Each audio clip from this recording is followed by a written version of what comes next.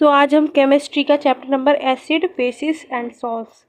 तो आज हम अम्ल और क्षार वाले चैप्टर करने वाले हैं क्लास 10th का। तो चलिए आगे चलते हैं। तो पहला तो हमारा आता है कि इस अध्याय में विषय कि मतलब हम क्या क्या पढ़ने वाले हैं। तो हम क्या क्या पढ़ने वाले हैं, तो देखो, पहली चीज हम ये पढ़ेंगे कि अम्ल क्या होता है, क्षार क्या होता है, सूचक क्या होता है, अम्ल और क्षारकों के बीच रासायनिक गुण क्या होते हैं, धातु कार्बोनेट एंड धातु बाई कार्बोनेट की अभिक्रियाएं कैसे होती हैं, अम्ल एवं क्षार की अभिक्रियाएं कैसे होती हैं, अम्लों के साथ धात्विक ऑक्साइड की अभिक्रिया कैसे होती है, अधात्विक ऑक्साइड की क्षारकों के साथ अभिक्रिया, क्षारक तथा अम्ल की प्रबलता, जलीय विलयन में अम्ल और क्षार, पीएच स्केल और सोडियम हाइड्रोक्साइड एंड विरंजक चूर्ण और बहुत कुछ। तो चलिए चलते हैं हम आगे, ठीक है। तो हम पहला आता है हमारा फॉर्मूलास। तो अब इसमें हम क्या देख रहे हैं, इसमें हम देख रहे हैं फॉर्मूला। क्या देख रहे हैं? फॉर्मूला। तो चलिए सब रेडी है, चलो आ जाओ देखते हैं। सबसे पहले हम देखेंगे इसमें फॉर्मूला। ये क्या देखेंगे? फॉर्मूला। तो फॉर्मूला हमारे ये रहे, फॉर्मूला हमारे ये रहे, ठीक है। क्या क्या फॉर्मूला है हमारे पास? देखो, विरंजक चूर्ण का formula calcium hydroxide plus chlorine को, कैल्शियम हाइड्रोक्साइड प्लस क्लोरीन को अगर जोड़ेंगे तो क्या बनेगा? क्या बनेगा? अभी बताती हूँ। 1 मिनट। क्या बनेगा? तो हमारा बनेगा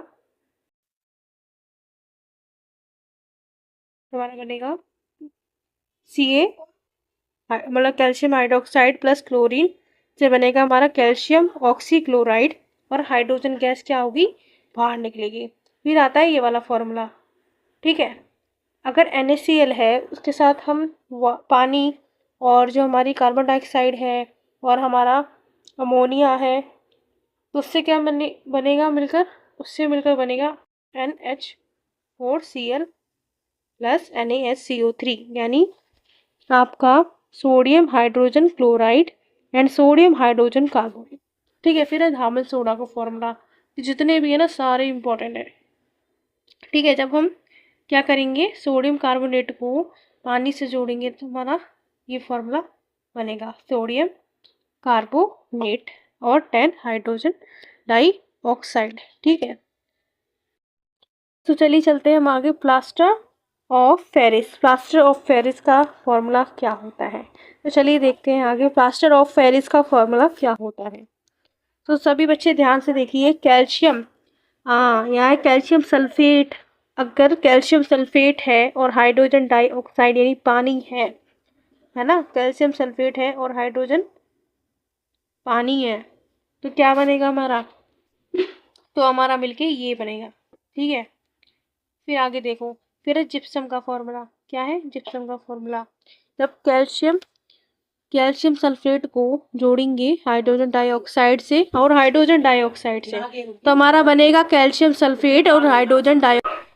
तो चलिए चलते हैं आगे, हम अम्ल के बारे में बात करते हैं। तो देखो बच्चा, अम्ल कैसे होते हैं, ठीक है। अम्ल कैसे होते हैं? तो एसिड है, एसिड का मतलब क्या है कि पहली चीज, एसिड का मतलब क्या है? पहली चीज ये है कि ये स्वाद में खट्टे होते हैं। दूसरी चीज, ये क्या करते हैं? नीले लिटमस को लाल रंग में बदल देते हैं। क्या करते हैं? नीले लिटमस को लाल रंग में बदल देते हैं। तो देखो, जैसे अगर देखो ब्लू लिटमस है, ठीक है ना, उसको ये रेड में चेंज कर देते हैं बिकॉज ऑफ एसिड। किसके अकॉर्डिंग? एसिड के अकॉर्डिंग, ठीक है। समझ में आ गई? चलिए अब आगे चलते हैं, ठीक है। आगे हम चलते हैं, यहाँ पे मैं समझाती हूँ कि अम्ल क्या होता है। बेसिकली अम्ल होता क्या है, तो देखो ध्यान से, अम्ल का मतलब क्या होता है। अब देखो क्या होता है कि पहली चीज, जो हमारा एसिड होता है यानी अम्ल होता है, वो खट्टा होता है। कैसा होता है? वो खट्टा होता है। दूसरा, इसके अंदर हाइड्रोजन आयन होते हैं। तीसरा पॉइंट ये बनता है कि ये ब्लू लिटमस को रेड कर देता है। पूछो कैसे? अभी मैं बताती हूँ, तो सभी बच्चे ध्यान से देखना, ठीक है ना। ये एक लिटमस पेपर है, ठीक है। ये क्या है? एक लिटमस पेपर है, ठीक है। ब्लू को क्या कर देता है? ये लाल कर देता है। तभी मैं बताती हूँ, ब्लू को ये लाल कर देता है। थोड़ा पेन मोटा कर लेते हैं, ठीक है। ओके, ठीक है, बताती हूँ, रुक जाओ। ये 1 नंबर का है ब्लू लिटमस पेपर। क्या है ये? एक ब्लू लिटमस पेपर। समझ में आ गई मेरी बात? क्या है ये? एक ब्लू लिटमस पेपर, ठीक है। ब्लू लिटमस पेपर है, इसका मतलब ये क्या है, हमारा बेस है, ठीक है। इसके ऊपर जैसे ही मैंने एसिड डाला, जैसे ही मैंने एसिड डाला तो इसका रंग कैसे हो गया? इसका रंग हो गया भाई बिल्कुल रेड। कैसा रंग हो गया इसका? इसका रंग हो गया बिल्कुल रेड। कैसा हो गया? बिल्कुल रेड। तो देख रहे हो ना आप, बिल्कुल मैग्नेट की तरह लग रहा है, but it is not magnet. Okay, तो आधा ब्लू है आधा रेड है। क्यों? क्योंकि जिसमें एक्सपेरिमेंट करेंगे जिस जगह से, तो वहीं वैसा रंग दिखाई देगा आपको, ठीक है। तो अब आपको दिख रहा होगा यहाँ ब्लू है, ब्लू से किस में चेंज हो गया? रेड में चेंज हो गया। एसिड की ये क्वालिटी होती है। अब देखो, एसिड बहुत सारे तरीके के होते हैं, ठीक है। एसिड बहुत सारे होते हैं। जैसे आपका एसिड होता है, आपका एसिड होता है HCl। HCl का नाम सुना है? अरे HCl वो होता है जो तुम्हारे जो स्टोमक में पाया जाता है, बायोलॉजी में तो पढ़ा ही होगा। फिर एक होता है तुम्हारा H2SO4, यानी तुम्हारा हाइड्रोजन सल्फेट ना, सॉरी वो सल्फ्यूरिक अम्ल, ठीक है। बहुत सारे अम्ल होते हैं, ठीक है। बहुत से मतलब ऐसे भी होते हैं, जैसे आपका जो नींबू है, जो आपका लेमन है ना, लेमन है, वो भी क्या है? वो भी है एसिड। वो क्या है? वो भी एसिड है, ठीक है। वो क्या है? वो भी एसिड है। चलिए आगे चलते हैं। हम्म तो पहली चीज हम बात करेंगे क्षार के बारे में। किसके बारे में बात करेंगे? क्षार के बारे में, ठीक है। तो क्षार क्या होता है? तो चलिए आगे चलते हैं।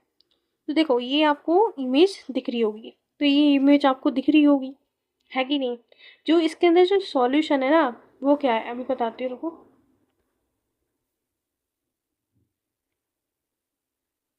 ये जो इसके अंदर जो सॉल्यूशन है, वो किस चीज़ का है? किस चीज़ का है? तो बच्चा देखो, ये है हमारा साफ सफाई का, यानी एक तरीके से बोलूँ इसके अंदर ये हमारा डिटर्जेंट। क्या हमारा? डिटर्जेंट, है ना। यहाँ से तुम्हें दिख नहीं रहा होगा, सही से मैं कर देती हूँ। डिटर्जेंट क्या है? ये हमारा डिटर्जेंट। ये क्या है? हमारा डिटर्जेंट। तो देखिए, मैंने क्या बता रही थी आपको डिटर्जेंट के बारे में, जिससे साफ सफाई होती है, क्लीनिंग वाला कोई भी अगर ऐसा मतलब सॉल्यूशन है या कोई भी सॉलिड चीज़ में है, यानी डिटर्जेंट टाइप, है ना। तो यानी कहने का मतलब, कोई भी चीज़ अगर कड़वी है, चाहे वो तुम्हारा शैम्पू ही क्यों ना हो, शैम्पू ही क्यों ना हो, वो भी तुम्हारा क्या है? वो भी तुम्हारा बेस है। क्या है? बेस, यानी क्षारक है। समझ में आ गई? क्या है? क्षार है, ठीक है। तो चलिए आगे चलें। समझ में आ गई बेस का मतलब क्या है? क्षार होते हैं। इसके अंदर एक और चीज़ मैं बता दूं, पहली चीज़ आपने देख ली, अब दूसरी चीज़ देखो। इसके अंदर ये वाले आयन आयन होते हैं, इसके अंदर ये वाले आयन होते हैं, यानी हाइड्रोजन। एक तो उसमें होता है हाइड्रोजन वाला आयन, इसमें होता है हाइड्रोक्लोरिक आयन। हाइड्रोक्लोरिक आयन नहीं होता इसके अंदर, हाइड्रोक्सी आयन होता है। क्या होता है? हाइड्रोक्सी आयन, ठीक है। चलिए आगे चलते हैं। फिर देखो यहाँ पे, ध्यान से देखना सभी बच्चे। प्रबल अम्ल क्या होता है? प्रबल अम्ल यानी कहने का मतलब जो बहुत ज़्यादा स्ट्रांग हो, बहुत ज़्यादा जो स्ट्रंग होता है ना, बहुत ज़्यादा स्ट्रांग, प्रबल अम्ल कहलाता है। मतलब जो तुम्हारी बॉडी को भी जला सकता है, जैसे हाइड्रोक्लोरिक एसिड, हाइड्रोजन सल्फेट, है ना। ये तुम्हारा HNO3। तो ये ऐसे अम्ल होते हैं, जैसे HNO3 क्या है? तुम्हारा नाइट्रिक अम्ल। HNO3 क्या है? तुम्हारा नाइट्रिक अम्ल। ये अम्ल क्या होते हैं? बहुत प्रबल होते हैं। ये किसी की बॉडी को भी जला सकते हैं, किसी की बॉडी को जला सकते हैं, ठीक है। समझ में आ गई? और ये होता है दुर्बल अम्ल। दुर्बल अम्ल क्या होता है? चलिए आगे चल के देखते हैं दुर्बल अम्ल मतलब होता क्या है। दुर्बल अम्ल का मतलब होता है जो हमारी बॉडी के लिए ज़्यादा हानिकारक नहीं होते, जैसे हमारा लैक्टिक एसिड, ऑक्सैलिक एसिड अम्ल। अब देखो, लैक्टिक एसिड किसके अंदर पाया जाता है?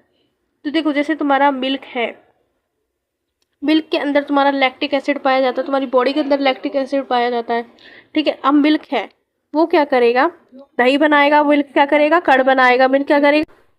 फिर चलिए चलते आगे सांद्र अम्ल पे। किस पे चलते हैं, सांद्र अम्ल पे।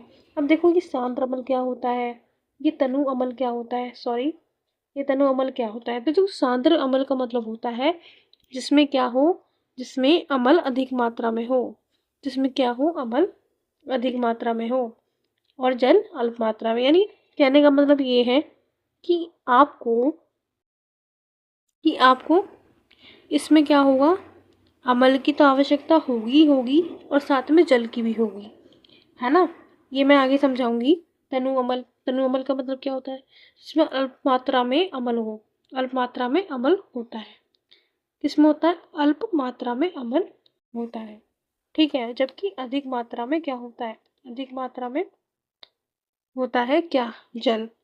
ठीक है, समझ में आ गई क्षारक की पूरी कहानी, आपको समझ में आ गई। अभी मैं एक और पेज पे आपको समझाती हूँ कि क्षारक का मतलब क्या होता है। मतलब क्षारक और क्षार में बहुत ज़्यादा डिफरेंस होता है, ठीक है। क्षारक और क्षार में ज़्यादा डिफरेंस क्यों होता है, अब बताती हूँ, ठीक है। देखो ये है तुम्हारा क्षार और ये है तुम्हारा क्षारक, इनमें क्या डिफरेंस है, ठीक है। तो ज़्यादा डिफरेंस नहीं है, बट एक सबसे इम्पोर्टेंट डिफरेंस है क्षार और क्षारक के अंदर। तो देखो जो क्षारक होता है ना, उसके अंदर जो सॉल्यूशन होता है, जो विलयन होता है, इसके अंदर जो विलयन होता है ना, वो पूरी तरीके से मिक्स नहीं होता, बट इसमें होता है। इसमें क्या होता है, सॉल्यूशन होता है, पूरी तरीके से मिक्स होता है। बस यही डिफरेंस है सबसे बड़ा क्षार और क्षारक के अंदर, समझ गए, ठीक है। चलिए चलते हैं अब क्षारक। मैंने वैसे आपको बता दिया अपनी तरफ से कि क्षारक होता क्या है, क्षार और क्षारक में अंतर भी मैंने बता दिया आपको, ठीक है। अब आपको ये देखना है कि ये स्वाद में कैसे होते हैं, भाई कड़वे होते हैं, पहली चीज़ स्वाद में कड़वे होते हैं। दूसरा लाल लिटमस को नीले में बदल देते हैं, ठीक है। तीसरा ये जली विलयन में जली विलयन में ये आपके हाइड्रोक्सी आयन देता है, ठीक है। अभी मैं बताऊंगी आपको, हाइड्रोक्सी आयन देता है। फिर क्या होता है, इसमें भी देखो वो होती है, इसमें भी कैटेगरी होती है, जैसे प्रबल अम्ल, दुर्बल अम्ल, ठीक है। मैंने बताया था क्षार किसे कहते हैं, है ना। जल में घुलनशील क्षारक को क्षार कहते हैं। वो जो मैंने बताया था ना कि आपको सॉल्यूशन उसमें मिक्स नहीं होता, यानी कहने का मतलब ये है कि बेसिकली वो कहना चाह रहा है कि उसके अंदर जो सॉल्यूशन है वो पूरी तरीके से मिक्स नहीं होता, लेकिन जो जल है अगर वो पूरी तरीके से मिक्स है, ठीक, पूरी तरीके से मिक्स है, तो उसे क्षार कहते हैं, ठीक है। प्रबल अम्ल के नाम है कुछ, ये आपको याद करने, ये इंपॉर्टेंट है, ठीक है। आप लोगों को याद करनी ही करनी है। दुर्बल अम्ल यानी आप देख रही होगे स्क्रीन पे, दुर्बल अम्ल क्या होता है, ठीक है। यानी ये है आपका अमोनिया हाइड्रोक्साइड, क्या है आपका, अमोनियम हाइड्रोक्साइड, ठीक है। फिर है क्षार। क्षार मैंने आपको बताया जिसे कहते हैं जल में घुलनशील क्षारक को क्षार कहते हैं, ठीक है। ये इसकी कुछ एग्जाम्पल्स, ठीक है। फिर है आपका लवण। लवण क्या होता है, लवण मतलब बेसिक चीज है कि लवण का मतलब क्या होता है, अम्ल तो भाई अम्ल तो खट्टे होते हैं और क्षार कड़वे होते हैं, तो ये लवण क्या होता है, तो लवण क्या होता है कि अम्ल और क्षारक की जो परस्पर अभिक्रिया होती है उससे जो प्राप्त होता है उसे लवण कहते हैं। कहने का मतलब आपके पास एसिड भी है और आपके पास बेस भी है, तो जब जाके आपको क्या मिलेगा, जब आपको जाके मिलेगा लवण, क्या मिलेगा, लवण। तो मेरी बात आप सभी को समझ में आई। उदाहरण है आपके जैसे NaCl और पोटेशियम क्लोराइड, NaCl और पोटेशियम क्लोराइड। इसमें मतलब क्या होता है, ये जो आपको बता रहे प्रबल क्षार दुर्बल क्षार, इसके लिए ना एक टेबल होती है, इसके लिए क्या होती है, एक टेबल होती है। अभी मैं बताती हूँ, रुक जाओ, ठीक है। अभी मैं बताती हूँ, ध्यान से सब बच्चे देखेंगे, सब ध्यान से, ठीक है। क्या टेबल होती है, देखो ढंग से बनाते हैं भाई, पढ़ा रहे हैं ढंग से तो पढ़ाएंगे, है ना। तो ढंग से बनाते हैं हर चीज़ अच्छी तरीके से, है ना। देखो ध्यान से देखना सभी बच्चे स्क्रीन पे, ये मैंने एक लाइन खींची है, ड्रॉ कर दी। ठीक है, क्या कर दी मैंने, लाइन ड्रॉ कर दी। अब ध्यान से देख लो सभी के सभी। अब क्या होगा, ये लाइन कहाँ से स्टार्ट होती है, ये लाइन आपकी स्टार्ट होती है 0 से स्टार्ट होती है, 0 से लेके 14 तक होती है। ठीक है, बीच में क्या होता है, 7 होता है ना।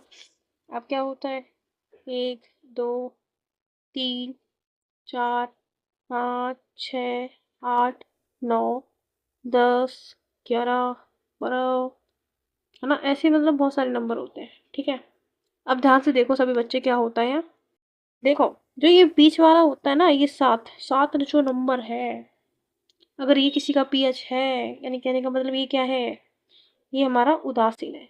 क्या है, ये हमारा उदासीन है। ठीक है, लेकिन ये जो इसके साथ वाले जो साइड के नंबर होते हैं, अगर ये किसी के पीएच है, यानी कहने का मतलब वो कैसा अमल है, वो कैसा अमल है, वो है दुर्बल अमल। क्या है, दुर्बल है। और ये पास वाले क्या है, प्रबल है। यहाँ पे भी ऐसा होगा, यहाँ पे भी ऐसा होगा, मैं ढंग से समझाती हूँ थोड़ा, ठीक है, अच्छे तरीके से डायग्राम बना के। हम्म, तो ध्यान से देखो, ठीक है, क्या होता है कि हमें पता है ये वाले क्या है, प्रबल, है ना, और ये वाले क्या है, क्षार, है ना, ये क्या है, प्रबल, ये हमारा दुर्बल। क्या है हमारा, दुर्बल। ठीक है, वहां पे भी ऐसा ही होगा, वहां पे भी कोई मतलब वैसी कंडीशन नहीं है, यहाँ पे भी दुर्बल होगा और लास्ट वाला प्रबल होगा। ठीक है, बट डिफरेंस, सबसे बड़ा डिफरेंस ये है कि इधर की जो टेबल है ना, ये 7 से पहले यानी 0 से लेके 7 तक के बीच में जो भी सॉल्यूशन आता है, वो सब क्या है, इतना, वो सब क्या है, हमारा अमल है। क्या है, हमारा अमल है। ठीक है, और नौ, और जो 7 के जो बाद वाला आता है ना, जो भी 7 के बाद वाला आता है, ये क्या है हमारा, ये है हमारा शारक। क्या है, शारक। तो सबको मेरी बातें समझ में आ गई होंगी। ठीक है, तो हमने शार और शारक के अंदर अंतर देखा, हमने प्रबल अमल देखा, दुर्बल अमल देखा। ठीक है, हमने बहुत कुछ देखा। ठीक है, हमने ये टेबल करी। अब देखो ये क्या है, बेसिकली ये है क्या,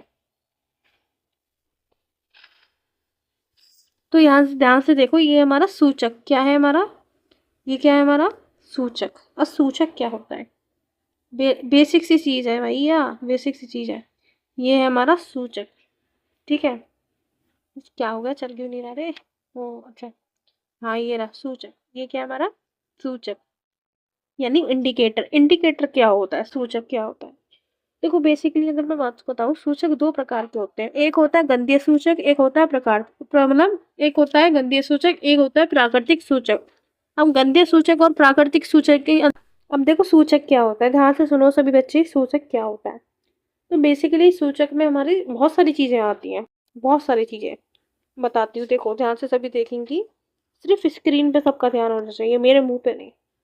ठीक है, सूचक क्या होता है, ठीक है, सूचक क्या होता है, पहली चीज सूचक।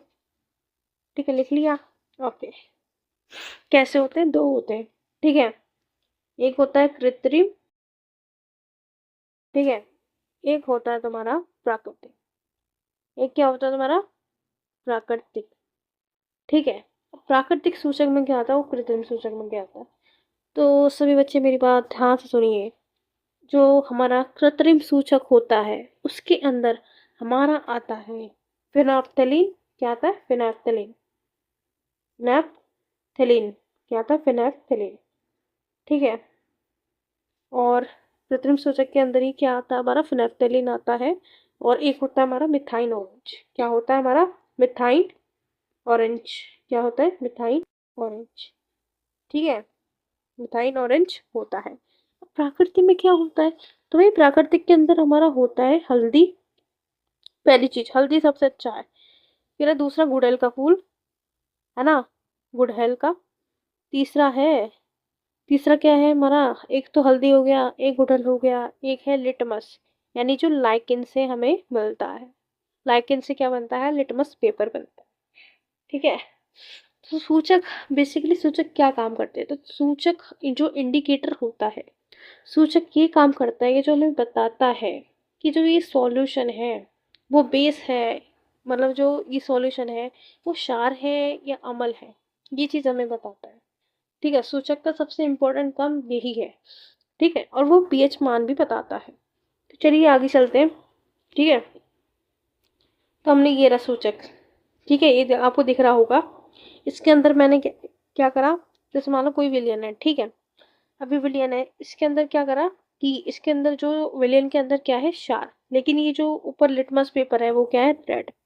तो जब ध्यान से देखो सभी बच्चे, जब रेड जो आपका होता है, जो रेड होता है ना, जब वो क्या करता है, रेड जब किसी बेस से मिलता है, यानी कहने का मतलब जब एसिड बेस से मिलता है यानी अम्ल और क्षार होता है, तो हमारा किसका निर्माण होता है, लवण का निर्माण होता है। कहने का मतलब ये है सिंपल सी बात कि देखो ये जो लिटमस पेपर था वो कैसा था, जो ये लिटमस पेपर था कैसा था, तो भाई वो था हमारा येलो, है कि नहीं। अब भाई उसके ऊपर तुमने क्षार छिड़क दिया, है कि नहीं, क्षार, जिसकी वजह से उसका रंग क्या होगा, उसकी वजह से उसका रंग हो गया लाल। समझ में आ गई मेरी बात?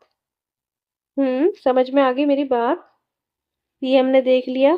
ठीक है, आगे चलते हैं हम सूचक के बारे में। ठीक है, वहां पे मैंने आपको ये सब चीजें बता दी कि सूचक के प्रकार कितने होते हैं, कृत्रिम सूचक होता है, प्राकृतिक सूचक होता है ना। लेकिन अब यहाँ पे आप क्या देखोगे, अब यहाँ देखोगे आप सूचक की डेफिनेशन। ये सब चीजें नोट्स हैं, बहुत अच्छे हैं। ये आपको पीडीएफ प्रोवाइड भी हो जाएगी टेलीग्राम पे और व्हाट्सएप पे भी प्रोवाइड हो जाएगी, बट आप ज्वाइन तो कीजिए, अगर आप ज्वाइन ही नहीं करेंगे तो आपको कैसे प्रोवाइड होगी। ठीक है, तो चलिए आगे अपने टॉपिक पे आते हैं। सूचक क्या होता है? देखिए किसी विलयन है, उस विलयन में क्या है, अम्ल है या क्षार, है ना, अम्ल या क्षार की उपस्थिति दर्शाते हैं, और इसका रंग और यह गंध अम्लीय है या क्षार इस माध्यम में बदल जाता है। यानी कहने का मतलब सूचक का काम क्या है भाई, सूचक हमें ये दर्शाता है कि कोई भी सॉल्यूशन है, कोई भी विलयन है, ठीक है, वो क्या है, वो रेड है या ब्लू है, मतलब या वो अम्ल है, क्षार है, या ये भी बताता है कि उसकी जो महक है, जो उसकी स्मेल है, वो कैसी आ रही है, स्मेल कैसी आ रही है, मतलब बहुत ज़्यादा गंदी स्मेल आ रही है या अच्छी स्मेल आ रही है। ठीक है, फिर सूचक के प्रकार क्या होते हैं, है कि नहीं, सूचक के प्रकार क्या होते हैं। तो मैंने आपको बताया कि प्राकृतिक होता है, कृत्रिम होता है। तो प्राकृतिक क्या होता है, पौधों में पाए जाते हैं, उदाहरण जैसे लिटमस, है ना, लाल पत्ता गोभी भी है, और ये क्या है, हाइड्रेजिया, पौधों के फूल और हल्दी। मैंने आपको ये सब चीज़ें मैंने बता दी। फिर है कृत्रिम सूचक, इसके अंदर क्या होता है, ये रासायनिक पदार्थ होते हैं, उदाहरण जैसे मेथिल ऑरेंज और फिनाइल, मिथाइल ऑरेंज और फिनाप्टेन। ठीक है, फिनाप्थेलिन क्या करता है, ये क्या करता है, जो हमारा ब्लू रंग होता है ना, ब्लू है जैसे आपका रंग, तो ये ब्लू रंग है ना, ब्लू रंग है। ठीक है, इस ब्लू को वो किस में चेंज कर देता है, वो चेंज कर देता है रेड में भी नहीं, पिंक में चेंज कर देता है। किस में करता है, पिंक पे वो चेंज कर देता है। समझ में आ गई मेरी बात? अब देखो तीसरा होता है हमारा गंधीय सूचक। हम्म गंधीय सूचक क्या होता है, इन पदार्थों की गंध अम्लीय है या क्षार है इस माध्यम में बदल जाती है। इससे ये पता चलता है जो हमारा जो सॉल्यूशन है, चाहे वो अम्ल हो चाहे वो क्षार हो, उसकी स्मेल कैसी है, अच्छी है या बुरी। जैसे प्याज, प्याज की स्मेल कितनी गंदी होती है, प्याज की स्मेल आपको सुनने का भी मन नहीं करेगा। समझ में आ गई मेरी बात? चलिए आगे चलते हैं। फिर आता है अम्ल और क्षार के बीच में रासायनिक गुण। ठीक है, अम्ल और क्षार के बीच में रासायनिक गुण, ठीक क्या होते हैं, देखो सभी बच्चे, अम्ल और क्षार के बीच में रासायनिक गुण क्या होते हैं। तो बच्चा क्या होता है कि धातु की अभिक्रिया, धातु की अभिक्रिया। अब धातु की अभिक्रिया किसके साथ करेंगे हम, अम्ल और क्षार के। अब धातु क्या होती है, तो बेसिकली धातु मैं आपको बता चुकी हूँ धातु क्या होती है। तो देखो धातु और अधातु दो तरीके की होती है। धातु कैसी होती है, कठोर होती है, और वो क्या करती है, इलेक्ट्रिसिटी को अपनी तरफ आकर्षित करती है। है ना, पर धातु ऐसे नहीं करती, तो हम धातु के साथ इसका रिएक्शन करवाएंगे। जैसे आपका धातु कैसी कैसी होती है, जैसे आपकी धातु हो गई, जैसे पोटेशियम हो गया, है ना, सॉरी, जैसे पोटेशियम हो गया, है ना, आपका सोडियम हो गया, कैल्शियम हो गया, Mg हो गया यानी मैग्नीशियम हो गया, एल्यूमिनियम, बहुत सारी चीजें, बहुत सारी चीजें। ठीक है। अब क्या होता है, ध्यान से देखो, धातु की अभिक्रिया अम्ल के साथ करवाएंगे और क्षार के साथ। अब सभी बच्चे इस चीज को ज्यादा से ज्यादा तरफ फोकस करेंगे, बहुत इंपॉर्टेंट है। ठीक है, ये इंपॉर्टेंट है। देखो, जब अम्ल को, जब धातु के साथ रिएक्शन होगा, अभिक्रिया होगी, तो क्या मिलेगा हमारा, लवण और हाइड्रोजन गैस। हाइड्रोजन गैस बाहर निकलेगी ही, चाहे कुछ भी हो जाए। अब यहाँ पे भी ऐसा ही है कि क्षारक है, सॉरी वो क्षार है, क्षार के साथ हमने धातु मिलाई, तो हमें क्या प्राप्त होगा, लवण प्राप्त होगा और हाइड्रोजन प्राप्त होगा। एन एग्जाम्पल फॉर, एग्जाम्पल क्या है, एग्जाम्पल है हमारा, ध्यान से देखो सभी बच्चे, एग्जाम्पल है हमारा, जैसे HCl है यानी हाइड्रोक्लोरिक एसिड है, क्या है आपका, हाइड्रोक्लोरिक एसिड है। ठीक है। अब उसने क्या करा, हाइड्रोक्लोरिक एसिड ने जब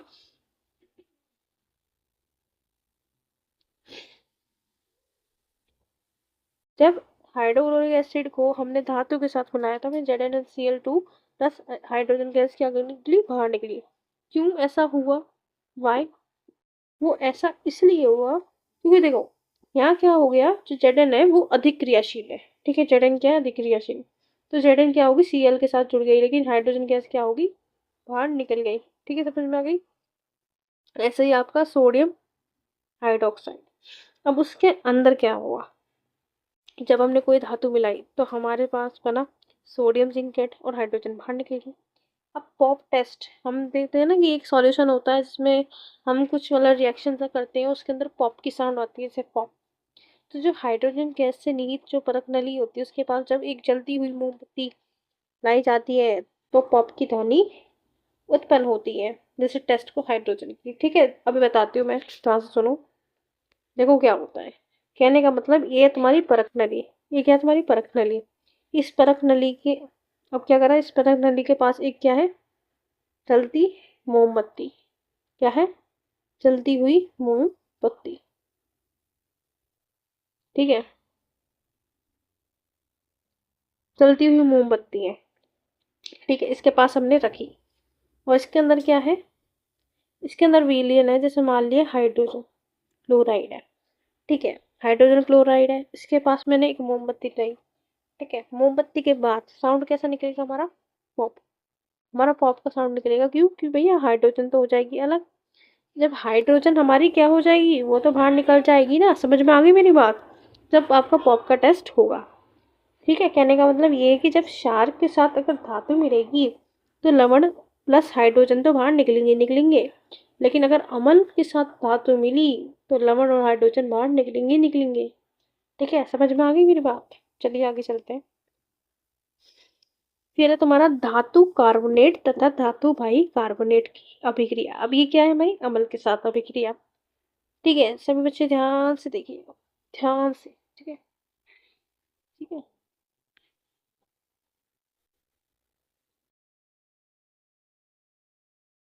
ठीक है, ये ओके। अब क्या हो रहा है, ध्यान से देखो सभी, अम्ल के साथ अभिक्रिया हो रही है। ठीक है, अम्ल के साथ जब हम धातु कार्बोनेट को मिलाएंगे, अम्ल के साथ हम धातु कार्बोनेट को मिलाएंगे, तो हमारा बनेगा लवण plus carbon dioxide plus hydrogen dioxide, बाहर निकलेगा। जैसे एग्जाम्पल है आपका ये, कि जब हमने क्या करा, जब हमने हाइड्रोजन क्लोराइड को सोडियम बाइकार्बोनेट के साथ हमने जोड़ा, मतलब उनका रिएक्शन करवाया। कहने का मतलब देखो, ये जैसे मान लो ये है विकर, क्या है ये क्या है, विकर। ठीक है, ये क्या है, विकर। अब इस विकर के अंदर क्या था कि हाइड्रोक्लोरिक एसिड था। ठीक है, इसके अंदर मैंने कुछ धातु डाली, जैसे मैंने डाला आपका सोडियम कार्बोनेट, जिसके साथ रिएक्शन होगी क्या मिला हमारा, हमें मिला हमारा नमक, कार्बन डाइऑक्साइड बाहर निकल गई, और पानी, वो भी हमारा नमक के साथ मिल गया। समझ में आ गई मेरी बात? ओके मेरे महाराज, चलिए चलते हैं आगे। ठीक है, समझ में आ गई? धातु कार्बोनेट को जोड़ेंगे। जैसे मानो तुम्हारा है ये तो सोडियम कार्बोनेट है, आप कोई भी धातु ले सकते हो। जैसे पोटेशियम है, कैल्शियम है, मैग्नीशियम है, और आपका क्या है, और आपका आयरन है। तो इन सब के साथ मतलब कार्बोनेट लगता है, बस ये बात है। जैसे पोटेशियम कार्बोनेट अगर लगता है ना, पोटेशियम कार्बोनेट अगर लगता है, उसके साथ अगर तुमने कोई सा भी अम्ल जोड़ दिया, तो आपका क्या बनेगा? रबड़ निकलेगा, कार्बन डाइऑक्साइड बाहर निकलेगी ही निकलेगी, और जल तो आपका निकलेगा ही निकलेगा। समझ में आ गई? चलिए चलते हैं आगे। फिर है अम्ल के साथ अगर हम धातु बाई कार्बोनेट। अब धातु बाई कार्बोनेट क्या है कि कोई भी धातु है उसके साथ कार्बोनेट तो लगा है, बट उसके अंदर हाइड्रोजन भी है। तो इससे क्या होगा, लवण तो निकलेगा ही निकलेगा, और कार्बन डाइऑक्साइड और जल भी बाहर निकलेगा। जैसे एग्जाम्पल फॉर HCl है, सोडियम हाइड्रोजन कार्बोनेट है। उसमें क्या करा आपने, ये क्या बन गया, NaCl बन गया। पहले भी NaCl बनना था और अब भी बनना है कि नहीं? अब भी कार्बन डाइऑक्साइड बाहर निकल रही है और अब भी पानी बाहर निकल रहा है। और लेकिन देखो, ये जो अभिक्रिया है ना, धातु कार्बोनेट और धातु बाइकार्बोनेट, इसकी ये जो अभिक्रिया है वो सिर्फ अम्ल के साथ होती है, क्षार के साथ नहीं हो सकती। ये बात आप ध्यान रखना। It is very important point. It is very important point, बहुत इंपॉर्टेंट है ये वाला पॉइंट।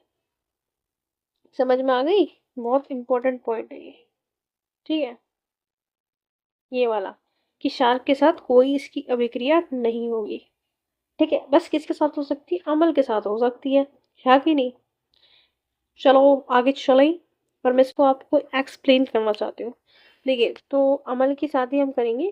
ठीक है, अम्ल के साथ ही हम करेंगे रिएक्शन, है कि नहीं? एसिड के साथ ही करेंगे। ठीक, क्या करना है हमें, ध्यान से देखो। ठीक है, एक है आपका कार्बोनेट, एक है आपका बाइकार्बोनेट। ठीक है, तो जैसे मान लो मैंने कोई अम्ल ले लिया, जैसे आपका हाइड्रोक्लोरिक एसिड ले लिया, उसके साथ मैंने जोड़ दिया। क्या रिएक्शन करा दिया मैंने उसके साथ? मैंने उसका रिएक्शन करा दिया उसके साथ। किसका रिएक्शन करा दिया मैंने आपके साथ रिएक्शन करवाया पोटेशियम कार्बोनेट का। तो इससे हमें क्या प्राप्त होगा? लवण प्राप्त होगा, कार्बन डाइऑक्साइड प्राप्त होगी, और हमें पानी प्राप्त होगा। पानी भी कैसा? लिक्विड की फॉर्मेट में। ठीक है, समझ में आ गई इसकी लिक्विड की फॉर्मेट में। तो देखो, अब HCl है और पोटेशियम कार्बोनेट है। ठीक है, अब क्या होगा, ध्यान से सभी बच्चे देख लो। ठीक है, अब बताओ यहाँ सबसे अधिक क्रियाशील कौन है? तो अधिक क्रियाशील होने से पहले हम पीछे के सारे अपने काम कर लेते हैं। क्या पीछे के सारे काम कर लेते हैं? हम कार्बन डाइऑक्साइड अलग कर लेते हैं, हम पानी अलग कर लेते हैं। तो भैया ये सब चीज़ें तो हमारी अलग हो गई। अब हमारे पास क्या बचा? अब हमारे साथ रिएक्शन होगा KCl का। इसका इसका मतलब क्या है? इसका मतलब क्या है? ध्यान से देखो। देखो, जैसे हमने उसमें किया था ना, उस वाले में किया था, जैसे हमने इसमें क्या करा था, KCl। ठीक है, वैसे ही वहां पे बनेगा। ठीक है, वैसे ही वहां पे बनेगा। ठीक, तो मैंने आपको बता दिया। तो हमारा क्या बनेगा? KCl। KCl क्या होता है? तो इसको बोलेंगे हम पोटेशियम क्लोराइड। क्या बोलेंगे हम? Potassium chloride. पोटेशियम क्लोराइड बोलेंगे। तो ऐसे ही मतलब रिएक्शन आपको एक तरीके से आपको प्रैक्टिस करनी है। मेरा ये होमवर्क है। होमवर्क क्या है? होमवर्क है ये। होमवर्क ये है कि आपको धातु कार्बोनेट धातु कार्बोनेट और धातु बाइकार्बोनेट के ऊपर ऐसे ही मेरी तरह ही आपको प्रैक्टिस करनी है। क्या करनी है? मेरी तरह ही आपको प्रैक्टिस करनी है। ठीक है, समझ में आ गई? अब इसका एक और एग्जांपल मैं दिखाती हूँ अभी, जहाँ से सभी बच्चे, ये मैं PDF प्रोवाइड कर दूंगी टेलीग्राम के ऊपर। ठीक है, फिर आप देखो ध्यान से आगे। चलिए आगे चल के ध्यान से देखते हैं। ठीक, तो चलिए चलते हैं आगे। मैंने आपको धातु कार्बोनेट को बता दिया, अब मैं आपको बताने वाली धातु बाइकार्बोनेट का। ठीक है, धातु बाइकार्बोनेट का देखो क्या करना है आपने। आपने क्या करना है कि HCl लेना है। HCl पता है इसमें बहुत कॉमन है, HCl बहुत कॉमन है। ठीक है, HCl हमें लेना है। ठीक है, समझ में आ गई? क्या लेना है हमें? HCl लेना है। ठीक है, HCl है, उसके साथ मैंने कोई धातु जोड़ दी। क्या जोड़ूं बताओ? जो क्लोरीन से पहले हो। आइडिया, सोडियम जोड़ दे, है ना, सोडियम हाइड्रोजन कार्बोनेट, है ना। इससे रिएक्ट होके क्या बनेगी, जल्दी बताओ मैम? इससे रिएक्टेड होके बनेगा NaCl बनेगा, CO2 बाहर निकलेगा, H2 बाहर निकलेगा। हाँ, सो बच्चे यही रिएक्शन है सबसे इम्पोर्टेंट। ठीक है, हमारा क्या बना, ये क्या है हमारा, लवण। लवण है, मतलब क्या है हमारा, नमक है। नमक का सूत्र ही तो होता है NaCl, तो ये क्या हमारा, नमक है। ठीक है, तो ये सब बच्चे, ये रिएक्शन है, मैं पूरा अच्छी तरीके से नोट कर देती हूँ। ठीक है,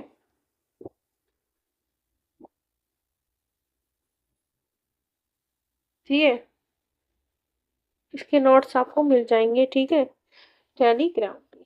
तो चलिए आगे चलते हैं, क्षारक के साथ अभिक्रिया। अब क्षारक के साथ इसकी जो अभिक्रिया है ना हाइड्रोजन कार्बोनेट की, कुछ होती ही नहीं है। ये चीज मैं पहले भी आपको बता सकी हूँ, होती ही नहीं है। ठीक है, अब देखो क्या होता है आगे, चलिए देखते हैं। ठीक है, अब एक कार्बन डाइऑक्साइड की जांच, टेस्ट कैसे होता है। उत्पादित कार्बन डाइऑक्साइड का चूने के पानी में प्रवाहित करने पर चूने का पानी दूधिया हो जाता है। देखो, कार्बन डाइऑक्साइड है, उसका चूने का जो पानी होता है उसमें प्रवाहित करने पर चूने का पानी कैसा होता है, दूधिया होता है। कैसे? देखो, एक हमने क्या ले लिया, एक हमने परख नली ले ली। उस परख नली के अंदर हमने क्या करा, उस परख नली के अंदर हमने चूने का पानी मिक्स है। ये क्या है हमारा, ये क्या है हमारा, चूने का पानी। चूने का क्या है हमारा, पानी। ठीक है, इसके साथ मैंने क्या कर दिया, CO2 जोड़ दिया, है कि नहीं। कार्बन डाइऑक्साइड इसके अंदर मिक्स हो गई। फिर क्या होगा भाई, चूने का पानी है वो कैसा हो जाएगा, दूधिया।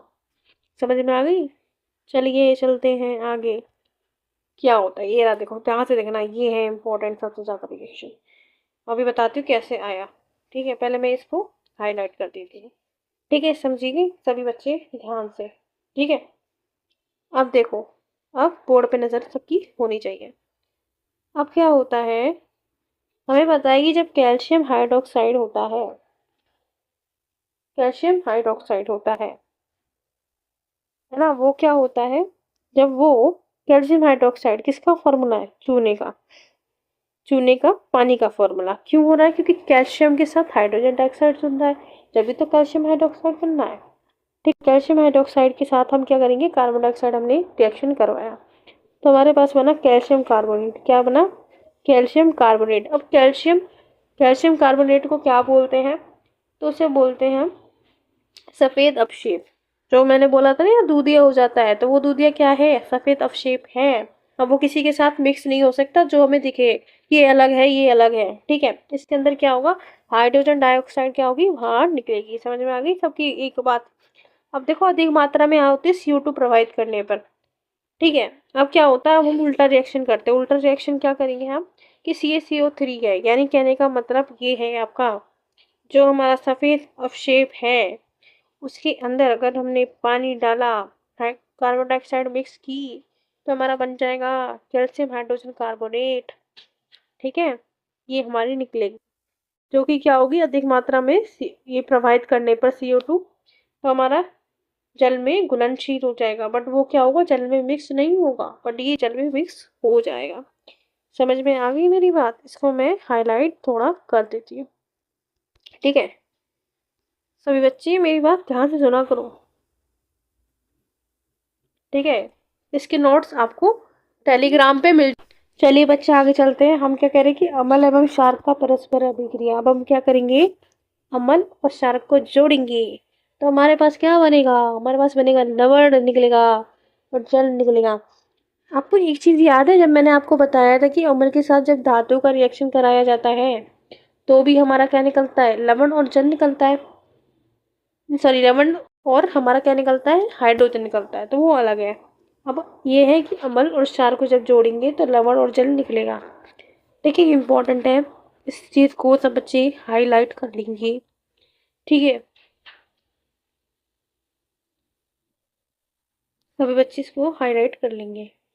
ठीक है, अब देखो ध्यान से सभी बच्चे, बोर्ड पे नजर होनी चाहिए, फालतू आवाजों में आपका ध्यान नहीं होना चाहिए। उदासीनीकरण अभिक्रिया क्या होती है? मैंने बोला था ना कि जो पीएच मान होता है जिसका 7 होता है वो उदासीन होता है, ना ही अम्ल होता है, ना ही वो क्षार होता है। ठीक है, उदासीन क्या होता है? उदासीन अभिक्रिया क्या होती है? सिंपल सी बात आपसे पूछिए, जब अम्ल द्वारा क्षारक का प्रेषित प्रभाव हो तथा क्षारक द्वारा अम्ल का प्रभाव समाप्त हो जाए। तो क्षारक द्वारा जो अम्ल का जो रिएक्शन है वो समाप्त हो जाए, लेकिन अम्ल द्वारा जो क्षारक का रिएक्शन है वो प्रभाव हो जाए, है ना?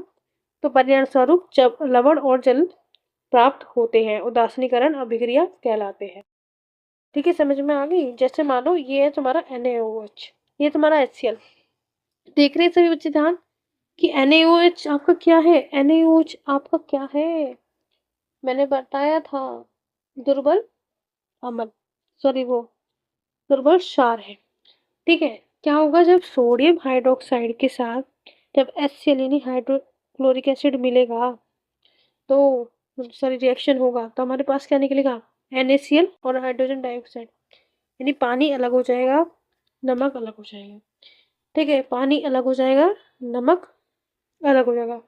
अब देखो प्रबल अम्ल, ठीक है, प्रबल अम्ल के साथ दुर्बल क्षार। तो यहाँ आपको ऐसे नहीं करना कि अम्ल के साथ क्षार जोड़ दिया, कोई भी जोड़ दिया, नहीं। ये चीज सब बच्चे ध्यान रखेंगे, ध्यान, स्टार मार्क लगा देती हूँ मैं यहाँ, स्टार मार्क, ये सभी बच्चे याद रखेंगे।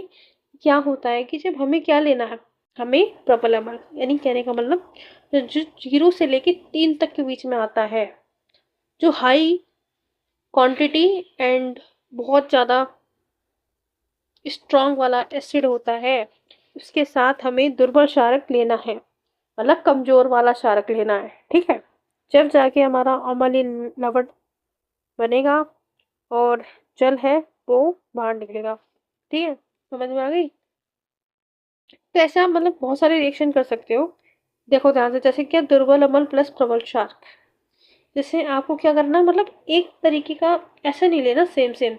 जैसे आप ऐसे नहीं कर सकते कि प्रबल अम्ल है तो प्रबल क्षार भी ले लेना, नहीं। अगर तुम्हारे पास प्रबल क्षार है ना, अगर तुम्हारे पास प्रबल क्षार है तो तुम्हें हमेशा क्या लेना होगा? दुर्बल अम्ल लेना होगा। जब जाके तुम्हारे पास क्या बनेगा? फिर तुम्हारे पास बनेगा क्षारीय लवण और जल बाहर निकलेगा। ठीक है, पहली चीज, पहली कंडीशन, दूसरी कंडीशन। ठीक है, अब है तीसरी कंडीशन। इसमें क्या होगा कि अभी यहाँ देखो, यहाँ कोई आपका ना ही अम्ल लवण का निर्माण होगा, ना ही क्षारीय लवण का निर्माण होगा। यहाँ आपका क्या होगा? यहाँ होगा दासिन, ना ही उसमें चेंज हो गया, मतलब ना ही अम्ल में चेंज होगा, ना ही क्षार में अंदर चेंज होगा। ठीक है, कहने का मतलब जब हम प्रबल अम्ल लेंगे और प्रबल ही शार्क लेंगे, यानी समझ रहे हो ना आप, प्रबल अम्ल लेंगे और प्रबल ही शार्क लेंगे, यानी 13 लेंगे, तो जिसका पीएच 13 है, जिसका पीएच क्या है? 0 to 1, यानी 1 है, यानी कहने का मतलब भाई वो तो प्रबल प्रबल हो जाएंगे, है ना, हाई क्वांटिटी वाले, स्ट्रॉन्गेस्ट वाले। तो क्या होगा? तासील लवण हो जाएगा, कोई भी रिएक्शन नहीं होगा, कोई भी रिएक्शन नहीं होगा। ठीक है, कोई भी रिएक्शन नहीं होगा। ये तीसरा पॉइंट है, इंपॉर्टेंट है। अब देखो दुर्बल अम्ल है, दुर्बल क्षार है, जब क्या होगा? तासील लवण होगा, जब भी ये चीज। तो ये चीज तो मतलब इसमें तो आप समझ ही गए होंगे, ये जो रिएक्शन है ये क्या है? कॉमन है। ये क्या है? कॉमन। ये आपको तो याद चुटकियों में हो जाना चाहिए, बट जो सबसे इम्पोर्टेंट है ना, वो है ये दोनों। कि जब आपने देखो प्रबल अम्ल मिलाया, मतलब जब आप ज्यादा क्वांटिटी में जो चीज मिलाओगे उसी क्वांटिटी में आपका लवण बनेगा। अभी बताती हूँ कैसे। तो ध्यान से देखो, आपने क्या करा, आपने क्या करा यहाँ, अगर आपने ये करा कि जो स्ट्रॉन्गेस्ट आपका जो प्रबल अम्ल था, ठीक है, प्रबल अम्ल था, उसके साथ आपने दुर्बल अम्ल, सॉरी दुर्बल क्षार जोड़ दिया, तो जो जिसमें ज्यादा है ना, जो जिसका ज्यादा है वो ही लवण बनेगा। क्या बनेगा? अम्लीय लवण।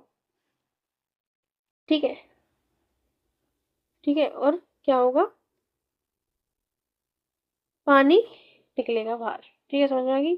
ऐसे ही यहाँ देखो, यहाँ क्या होगा, जब आप दुर्बल अम्ल के साथ क्या जोड़ोगे? प्रबल क्षार, ठीक है, क्या जोड़ोगे लवण से तो लवण कैसा बनेगा, क्षारीय। क्या बनेगा, लवण क्षारीय बनेगा। ठीक है, प्लस हाइड्रोजन डाइऑक्साइड का वो बाहर निकलेगा। समझ में आ गई। प्लस हाइड्रोजन डाइऑक्साइड क्या होगा, बाहर निकलेगा। ठीक है बच्चा, ध्यान से देखो, वो ध्यान से, ध्यान होना चाहिए आपका यहाँ। ठीक है।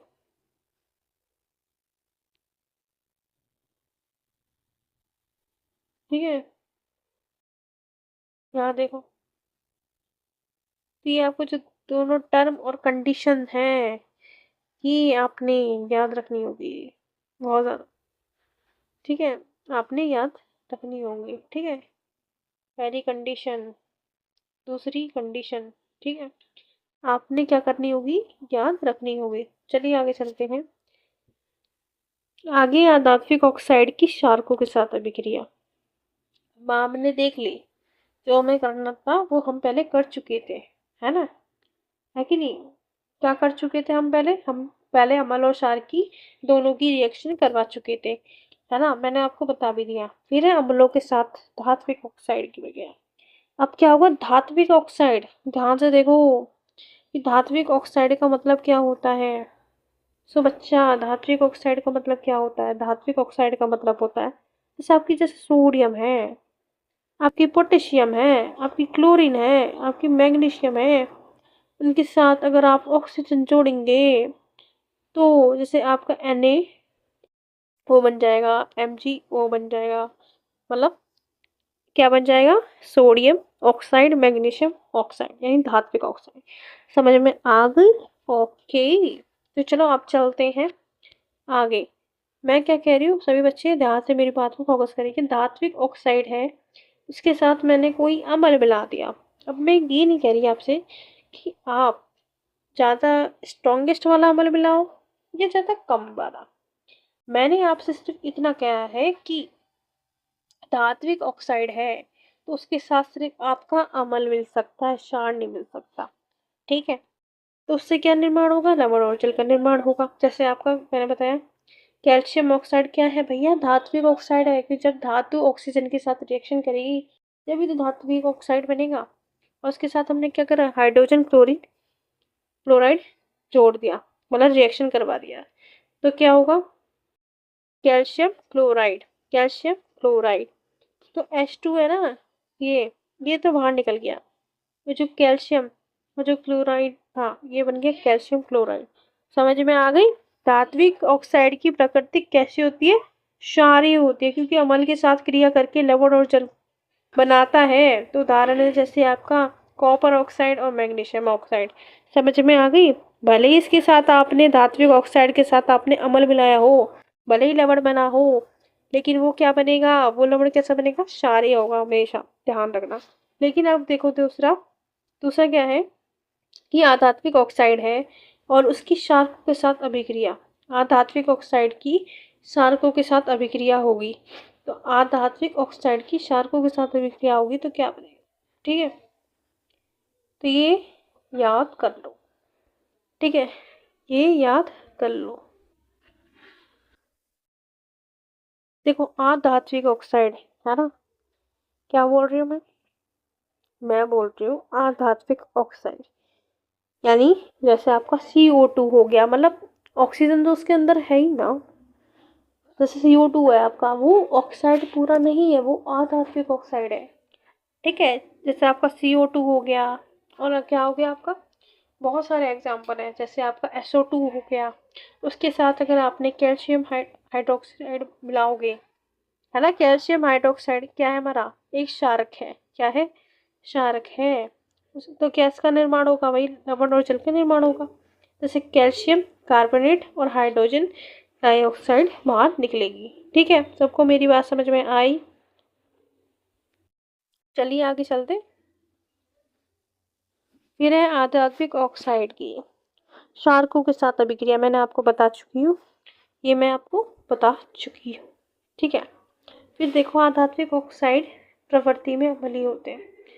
तो देखो अगर आधात्विक ऑक्साइड है ना, उसकी अगर तुम अभिक्रिया किसी क्षारक लवण से करवाओगे तो लवण कैसा प्राप्त होगा हमें, अम्लीय। समझ में आ गई। अगर अमल से प्राप्त करवाओगे तो क्षारकीय, और क्षारकीय से करवाओगे तो अम्लीय। ठीक है। फिर है अम्ल की अभिक्रिया, किसकी, और एक क्षारक की अभिक्रिया। यानी कहने का मतलब एक तरीके से जो मैंने अभी आपको बताया, जैसे पहला आपको मैंने बताया था कि धातु कार्बोनेट की अभिक्रिया करवाना है, फिर मैंने आपको बताया था, और मैं इसको हाईलाइट कर देती हूँ। ठीक है, देखो पहले मैंने आपको ये बताया था, ठीक है, कि धातु कार्बोनेट की अभिक्रिया किसके साथ, अम्ल के साथ, है कि नहीं। फिर धातु की क्रिया सिर्फ अम्ल के साथ, ये भी मैंने बताया था, है ना, लवण और हाइड्रोजन का निर्माण होगा। और मैंने ये भी बताया था कि जब अम्ल के साथ कार्बोनेट जुड़ेगा, धातु कार्बोनेट, तो आपका लवण प्लस CO2 एंड हाइड्रोजन बाहर निकलेगी। और मैंने ये भी बताया था धात्विक ऑक्साइड का एग्जाम्पल, कि धातु ऑक्साइड का रिएक्शन जब अम्ल के साथ होगा तो लवण और जल का निर्माण होगा। ठीक है, और आगे देखते हैं। मैंने ये भी बताया था जब अम्ल के साथ क्षार मिलेगा तो इसका निर्माण होगा, लवण और हाइड्रोजन डाइऑक्साइड यानी पानी का निर्माण। अब ध्यान से देखो, दूसरा मैंने बोला क्या था आपको, मैंने दूसरा ये बोला था आपको कि अगर क्षारक है, अगर क्षार है, क्षार की अगर हम चारों से क्रिया करवाएं, है कि नहीं, तो ध्यान से देखो, क्षार की अगर हम चारों के साथ क्रिया करवाएं तो इतना तो मैंने देख लिया था कि जो धातु कार्बोनेट होता है, ठीक है, तो धातु कार्बोनेट होता है और हाइड्रोजन कार्बोनेट होता है, इनके साथ कभी भी क्षार का रिएक्शन नहीं होता। ध्यान रखना, मेजर इंपॉर्टेंट पॉइंट सबसे ज़्यादा ये। ठीक है, अब देखो धातु के साथ अगर मैंने क्षार मिलाया तो भी लवण और हाइड्रोजन का निर्माण होगा ही होगा, जैसे अम्ल के अंदर हुआ था, है कि नहीं। अब क्षार के अंदर अम्ल मिलाएंगे तो हमें पता है कि ये क्या बनेगा, इससे इससे बनेगा तुम्हारा अम्ल, जोड़ेंगे क्षार के अंदर तो क्या बनेगा, बनेगा आपका लवण, है कि नहीं, और हाइड्रोजन डाइऑक्साइड बाहर निकलेगी। लेकिन अगर देखो अधात्विक ऑक्साइड, उसमें क्या थी, धात्विक ऑक्साइड, यानी जैसे आपका magnesium oxide, calcium oxide, potassium oxide, but यहाँ क्या है, अधातु ऑक्साइड, जैसे आपका कार्बन डाइऑक्साइड। ठीक है, तो उसके साथ अगर हम क्षार का रिएक्शन करवाते तो क्या होता, तो क्या होता। ठीक है, समझ में आ गई। तो ये 4 मेजर मतलब रिएक्शन है, बहुत इजी है, समझ में आ गई। आप सबको प्रैक्टिस करनी है इन पे, एग्जाम्पल हो गई, आपका होमवर्क है, सबको क्या करना है, प्रैक्टिस करना है। ठीक है, चलिए आगे चलते हैं। अब हम कह रहे हैं कि अम्ल और क्षारकों में क्या समानता है, क्या, अम्ल और क्षारकों में क्या समानताएं हैं, समझ में आ गई, अम्ल और क्षारकों में क्या समानताएं हैं। जैसे आपका है कि सभी, जैसे मतलब अम्ल है उसके अंदर हाइड्रोजन आयन पाए जाते हैं, लेकिन क्षार है उसके अंदर हाइड्रोक्सी आयन पाए जाते हैं, ये मैंने आपको बता चुकी हूँ। जैसे जब कोई अम्ल है या क्षार है, कोई भी ले लो, अम्ल के साथ अगर अम्ल जल में मिलाया जाता है तो ये तनुकृत हो जाता है, जल में मिलाने पर आयन की सांद्रता क्या होती है, H3O, क्या, हाइड्रोक्सी आयन में प्रति इकाई आयतन की कमी हो जाती है। ठीक है, फिर मैंने देखो ध्यान से, शार्क और मतलब क्षारक और अम्ल की प्रबलता अब हमें जाननी है, प्रबलता। ठीक है, अब किसी क्षारक है, कोई भी क्षारक है या अम्ल है, उसकी प्रबलता उसके द्वारा जो उत्पन्न हुआ जो हाइड्रोजन आयन है और हाइड्रोक्सी आयन है उसकी संख्या पर निर्भर करता है। देखो जैसे मानो आपके पास कोई भी है, जैसे आपके पास है HCl, ठीक है, अब इसके अंदर क्या है, हाइड्रोजन आयन। अब जो वही इसका जो संख्या है, अगर वो 5 है और एक ही तरफ है कोई क्षारक, ठीक है, जिसके अंदर है हाइड्रोक्सी आयरन, क्या है, हाइड्रोक्सी आयन, उसकी संख्या कितनी है, 12। तो मुझे बताओ 5 ज़्यादा रिएक्शन हुए या 12, तो मैम 12 ज़्यादा रिएक्शन होगा, मतलब 12 की संख्या ज़्यादा है, तो इसी की प्रबलता पर ही तो निर्भर करता है। ठीक है, अम्ल और क्षार की प्रबलता आपको समझ में आ गई होगी। अब देखो किसी अम्ल या क्षार की प्रबलता हम एक साथ सूचक द्वारा ज्ञात कर सकते हैं, किसके द्वारा, सूचक द्वारा, जो कि मैंने आपको बता चुकी हूँ कि सूचक क्या होता है, सूचक क्या होता है, सूचक कितने प्रकार का होता है, मैंने ये आपको बता चुकी हूँ। ठीक है, चलिए आगे चलते हैं। फिर है क्षारक तथा अम्ल की प्रबलता, हमने बता चुकी है। ठीक है, अब ध्यान से देखो सब बच्चे, क्या होगा कि अब देखो तुम्हारा सार्वभौमिक सूचन यानी यूनिवर्सल इंडिकेटर क्या होता है, जब सूचक किसी विलयन में हाइड्रोजन आयन की विभिन्न सांद्रता को विभिन्न रंगों में प्रदर्शित करता है। जैसे मैंने आपको बताया था फिनेप्थिलीन एंड मिथाइल ऑरेंज, यानी कहने का मतलब क्या है, एक सूचक होता है, वो सूचक क्या करता है, अम्ल या क्षार की प्रबलता बताता है। कैसे, अगर देखो वो जो सूचक होता है, सूचक मैंने आपको कृत्रिम और प्राकृतिक सूचक बताए थे। जैसे आपका फिनाफ्थिलीन है, वो क्या करता है, ब्लू को पिंक कर देता है, लेकिन निशार को वो क्या कर देता है, गुलाबी रंग में चेंज कर देता है। तो कहने का मतलब ये अनेक सूचकों का जो मिश्रण है वो है सार्वभौमिक सूचक। क्या, अनेक सूचकों का मिश्रण क्या है, सार्वभौम सूचक यानी यूनिवर्सल इंडिकेटर। ठीक है, चलिए आगे चलो। फिर है तुम्हारा जलीय विलयन में अम्ल और क्षारक। तो जलीय विलयन में अम्ल और क्षारक, ठीक है, मैंने आपको बताया था कि जो अम्ल है, अगर उसके साथ क्षार जोड़ेंगे या फिर उसके साथ कार्बोनेट जोड़ेंगे या उसके साथ बाइकार्बोनेट जोड़ेंगे या उसके साथ ऑक्साइड जोड़ेंगे, कुछ भी जोड़ेंगे तो किस किस चीज़ों का नहीं बनेगा। पर अब मैं यहाँ कहना चाहती हूँ कि जल की उपस्थिति में हाइड्रोजन आयन होते हैं, है कि नहीं। जो जल की उपस्थिति में जो अम्ल होता है उसके जो अंदर हाइड्रोजन आयन उत्पन्न कहते हैं, हाइड्रोजन आयन उत्पन्न कहते हैं। ठीक है, फिर क्या होता है, जो हाइड्रोजन आयन होता है वो हाइड्रोनियम आयन के रूप में पाए जाते हैं। किसके रूप में पाए जाते हैं, हाइड्रोनियम आयन के रूप में पाए जाते हैं। जैसे हाइड्रोजन है, उसके साथ हमने H2 जोड़ा, जब तो हमारा 3O प्लस बना, यानी हाइड्रोनियम आयन कब बनेगा, जब हाइड्रोजन के साथ हमारा हाइड्रोजन डाइऑक्साइड जुड़ेगा। अब देखो HCl है, कोई अम्ल है, उसके साथ मैंने जल का रिएक्शन करवाया, तो क्या हमारे पास प्राप्त होगा, हाइड्रोनियम आयन। और क्या होगा कि जो हमारा क्लोरीन है वो क्या, हमारी धातु वो क्या होगी, अलग हो जाएगी। समझ में आया, जल की उपस्थिति में शार्क यानी हाइड्रोक्सी आयन उत्पन्न होते हैं। अब जल की उपस्थिति में जो शार्क है तो वो तो हाइड्रोक्सी आयन ही उत्पन्न करेगा, है कि नहीं। जैसे आपका NaOH क्या है, वो क्षार है कि नहीं। अगर उसके अंदर हमने क्या मिला दिया, उसके अंदर हमने मिला दिया क्या, पानी मिला दिया उसके अंदर हमने, ठीक है, क्या मिला दिया हमने उसके अंदर, पानी। तो क्या होगा, धातु अलग हो जाएगी, आयन अलग हो जाएंगे। जैसे मैग्नीशियम हाइड्रोक्साइड, इसके अंदर मैंने क्या करा कि मैंने मैग्नीशियम हाइड्रोक्साइड के अंदर क्या करा, मैंने हाइड्रोजन डाइऑक्साइड यानी पानी क्या करती है, वो अलग कर दिया, तो हमारा मैग्नीशियम अलग हो जाएगा, हाइड्रोक्सी अलग, एनायन अलग हो जाएगा। सभी सार्क जल में घुलनशील नहीं होते हैं। तो ये बात आप सभी ध्यान रखना, बहुत इम्पोर्टेंट है क्या, कि जितने भी सारक हैं जल में घुलनशील नहीं होते। तो जल में घुलनशील सारक को सार कहते हैं, और सभी सारक होते हैं, परंतु सभी सारक सार नहीं होते। समझ में आई मेरी बात, ठीक है। चलिए चलते हैं आगे। ठीक है, यहाँ समझते हैं, बहुत इम्पोर्टेंट कॉन्सेप्ट है। रेडी। तो जल के साथ अम्ल या क्षार को मिलाने के समय सावधानी बरतनी चाहिए। हमेशा अम्ल या क्षार को ही जल में मिलाना चाहिए और लगातार इसे हिलाते रहना चाहिए, क्योंकि यह प्रक्रिया अत्यंत ऊष्माक्षेपी है।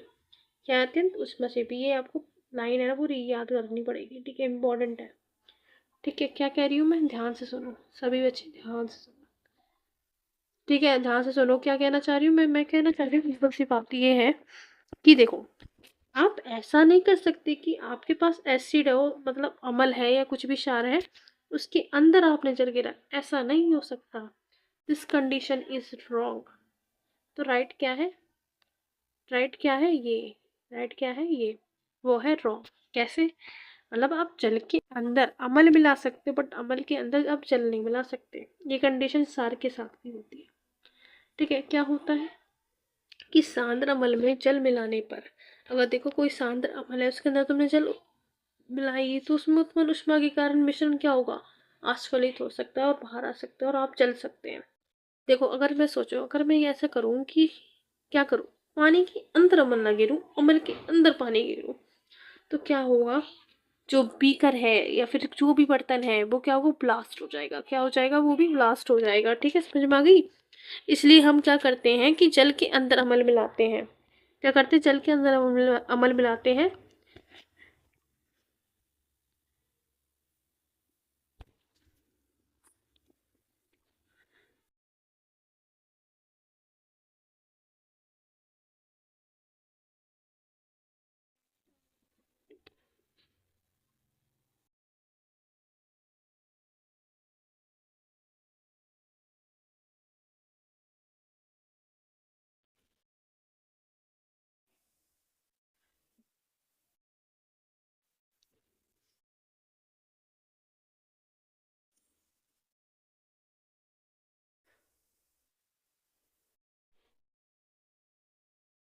तो हमने वो देख लिया था। ठीक है, अमल और क्षार के बारे में। तो चलिए अब समझते हैं पीएच स्केल के बारे में। पीएच स्केल क्या। ठीक है, तो देखो, हमारे पास जल है, माना हमने पीएच स्केल किया हमारा जल। ठीक है, साथ मैंने आपको बता दिया था, साथ मैंने आपको बता दिया था। ठीक है, अब क्या होता है, ध्यान से देखो। जब किसी जलीय विलयन में क्या करते हैं, हाइड्रोजन आयन की सांद्रता ज्ञात करने के लिए एक स्केल की आवश्यकता होती है, जिस स्केल को कहते हैं हम पीएच स्केल। क्या कहते हैं हम, पीएच स्केल। ठीक है, अब क्या देखो कैसे, अगर पीएच स्केल का पीएच किसके बराबर है, 7 है, तो वो उदासीन विलयन है। ठीक है, 7 से कम अगर पीएच मान है तो वो क्या है, अम्लीय है। और 7 से क्या है, ज़्यादा है, तो क्या है, सारे विलयन। ठीक है, समझ में आ गई ना। जैसे मैंने आपको उस वक्त बताया था कि देखो ये 7 है। ठीक है, अगर इसकी इधर तरफ जाने वाली जितनी भी पीएच मान होंगे वो क्या होंगे, बेस। इधर जाने वाली कितनी पीएच मान होंगी वो क्या होंगी, एसिड। ये मैंने आपको बता दिया। ठीक है, चलिए आगे बढ़ते हैं। ठीक है, फिर ध्यान दे, यहाँ पे ध्यान दे। ठीक है, अब क्या होगा, ध्यान दे सभी बच्चे, यहाँ पे ध्यान दे। ठीक है, हमारे पास है हाइड्रोजन सल्फेट और हमारे पास है नाइट्रिक, है ना, नाइट्रिक। कुछ ऐसे ही हाइड्रोजन आयन की मात्रा क्या होगी इसमें, तो देखो, एक है हमारे पास क्षार, एक है हमारे पास अम्ल। ठीक है, यहाँ हाइड्रोजन आयन की जो मात्रा है यहाँ तो हाई थी, ये क्या है, दुर्बल क्षार जब तो है ये। और ठीक है, सॉरी, हाइड्रोजन की मात्रा हाई थी, फिर धीरे धीरे क्या होती, लो गई, है ना। फिर ये देखो, यहाँ है दुर्बल क्षार, हमने क्या लिया है, अमोनियम हाइड्रोक्सी आयन। ठीक है, उसका मतलब क्या है, वो एक दुर्बल दुर्बल क्षार है। दुर्बल क्षार मतलब 7 से आगे का नंबर। ठीक है, और एक तरफ है प्रबल क्षार। एक तरफ क्या है, दुर्बल क्षार, एक तरफ प्रबल क्षार, यानी sodium hydroxide and potassium hydroxide. तो क्या होगा कि जो प्रबल क्षार की जो मात्रा है ना, वो जैसे जैसे जैसे जैसे दुर्बल क्षार की और जाती रहेगी वो कम होती जाएगी। समझ में आ गई। देखो जैसे, हाँ देखो, ध्यान से देखना। ठीक है, अब देखो, 7 है, 7 नंबर क्या है, उदासीन। ठीक है, अब 7 से इधर इस तरफ जाने वाली पीएच का मान क्या होगा, बढ़ती हुई अम्लीय प्रकृति, इधर बढ़ती हुई क्षारक प्रवृत्ति। ठीक है, बट यहाँ हाइड्रोजन आयन की अगर मैं बात करूँ तो हाइड्रोजन आयन की वृद्धि, हाइड्रोजन आयन की कमी। अगर हाइड्रोक्सी आयन की बात करूँ, हाइड्रोक्सी आयन की इधर तरफ वृद्धि, इधर तरफ क्या, मतलब हाइड्रोक्सी आयन की वृद्धि है ही नहीं। ठीक है, समझ गई। अब चलिए, अगर हम चलते हैं दैनिक जीवन में, जो हमारा जो पीएच स्केल है उसका महत्व क्या है। दैनिक जीवन में पीएच स्केल का महत्व क्या है। ठीक है,